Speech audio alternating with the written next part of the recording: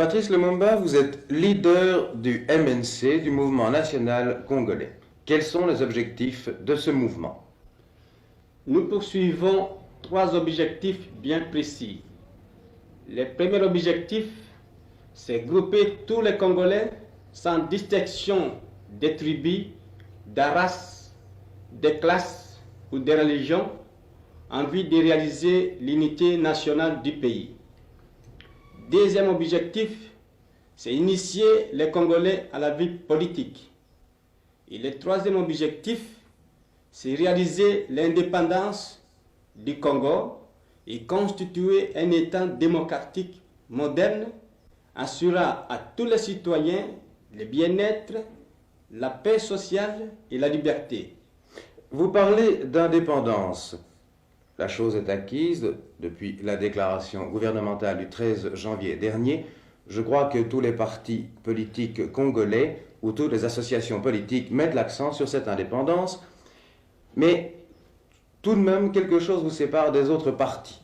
Vous n'avez pas comme objectif une date précise à cette indépendance? Évidemment, la Belgique a reconnu les droits du Congo à l'indépendance. Il ne suffit pas de reconnaître notre vocation à l'indépendance. Il nous faut des actes concrets. Et c'est pour cette raison que nous avons décidé au dernier congrès de Louabourg de constituer un gouvernement congolais pour le mois de janvier 1961. La population a accueilli avec satisfaction la déclaration royale et la déclaration gouvernementale. Seulement, le peuple congolais désire une date précise pour l'indépendance du Congo. Vous dites « nous » au congrès de Louabourg. Qui, nous? Nous, quand je dis « nous », c'est-à-dire nous les Congolais, et tous les partis politiques qui étaient réunis au congrès de Louabourg ont voté une résolution pour réclamer la constitution d'un gouvernement au mois de janvier 1961. Et c'est-à-dire que votre objectif politique actuel est la constitution d'un parti unique au Congo, d'un parti national congolais? C'est-à-dire pour le moment, l'objectif que nous poursuivons, l'objectif que poursuit chaque parti politique est le même. Cet objectif, c'est la libération du Congo du régime colonialiste. C'est l'émancipation totale du pays. C'est l'unification de toutes les couches de la population. Puisque l'objectif est le même, nous ne voyons aucune raison de division. Et c'est pour cela que nous avons constitué un front commun. Mais après l'indépendance du Congo, il serait normal qu'il y ait 2 ou 3 partis politiques précisément pour qu'il y ait de l'équilibre dans la vie politique et administrative du pays. Mais pendant la période de transition, actuellement, où nous combattons pour réaliser l'union de tous les Congolais, nous ne voyons pas et nous ne voulons pas de division. Et tout le monde est d'accord là-dessus. Pour résumer les étapes, d'après vous, transition jusqu'en 1961. En 1961, premier gouvernement congolais qui peut-être proclamerait alors à ce moment-là l'indépendance, c'est cela? C'est évident parce que ce gouvernement, une fois constitué, le gouvernement qui sera l'émanation du peuple, c'est ce gouvernement qui décidera de l'indépendance totale ou des liens éventuels qu'il pourrait entretenir avec la Belgique. Trouverez-vous des hommes capables, suffisamment expérimentés pour constituer ce gouvernement? Nous avons certainement des hommes qui ont reçu une certaine expérience. Et nous aurons à côté de nous des conseillers, des techniciens belges auxquels nous ferons appel. Et nous sommes certains que nous saurons très bien marcher. Parce que cette indépendance du Congo ne signifie pas chasser les Belges du Congo ou nous séparer de la Belgique. Mais au contraire, nous voulons constituer un gouvernement souverain où chacun aura sa place, où les Congolais et les Belges pourront travailler main dans la main au service de la nation congolaise. Vous êtes aussi un grand voyageur. Vous avez été à Accra, vous avez été chez Sékou Touré à Conakry. Quel est le résultat et quelle est l'expérience que vous en avez retirée? L'expérience que j'ai acquise est celle-ci. J'ai d'abord été au Ghana au mois de décembre 1958. J'ai été également au Ghana il y a 3 semaines. Et j'ai pris des contacts avec des hommes politiques et avec des fonctionnaires anglais, avec des professeurs d'Angleterre qui sont là-bas et qui m'ont dit que maintenant les efforts que nous faisons sont fort encourageants. Évidemment, comme tout gouvernement jeune, on connaît les difficultés du début. Parce qu'après l'accession du pays à l'indépendance, il faut consolider l'indépendance, il faut maintenant consolider l'économie nationale. Et je vous assure qu'il y a du progrès immense depuis que le Ghana a acquis son indépendance.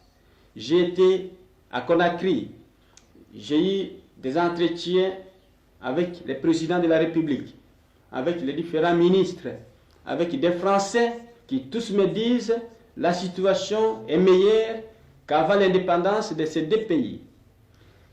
Il y a des efforts constants. Des ministres travaillent parfois 10 heures, 12 heures, 15 heures par jour. Des techniciens français et étrangers qui sont dans ces deux États se mettent à disposition du pays.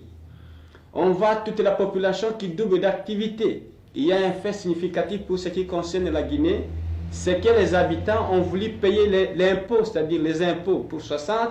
Ils ont voulu payer en 59 en disant « Nous aurons la honte de voir que notre gouvernement a des difficultés au point de vue financier. » Et je pense que l'expérience de ces deux États, où on croyait peut-être qu'ils allaient rejeter l'Occident ou rejeter toute la collaboration, au contraire, ils ont fait appel aux Anglais, aux Français, qui sont revenus au pays. Et dans beaucoup de ministères, j'ai vu des demandes qui émanaient de plusieurs techniciens français et anglais qui demandaient de revenir au pays. Et je suis convaincu qu'en faisant la même expérience au Congo, nous pourrons sauver l'amitié entre la Belgique et le Congo, et entre les Belges qui sont installés au Congo et les nationaux. Ceci m'amène à vous poser la question des intérêts et des investissements belges au Congo.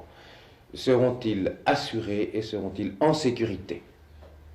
Nous assurons la sécurité aux intérêts belges et aux capitaux étrangers au Congo. Parce que même après l'indépendance du Congo, nous aurons encore besoin de l'apport financier, scientifique et technique de la Belgique. Et comme nous aurons besoin de ces capitaux, il est indispensable que le gouvernement congolais accorde toutes les garanties voulues à ces investissements étrangers. Et c'est notre souci, c'est notre préoccupation. Vous avez vu des milieux financiers en Belgique lors de votre séjour? J'ai rencontré différents milieux financiers. Je me suis entretenu avec eux. Et de ces entretiens, il est ressorti cette idée, c'est que tout le monde commence à voir clair, c'est que l'indépendance que nous sollicitons n'est pas dirigée contre la Belgique ou contre les intérêts des Belges qui sont au Congo, mais au contraire, nous voulons que le pays accède à l'indépendance et nous allons accorder toutes les garanties nécessaires à ces investissements.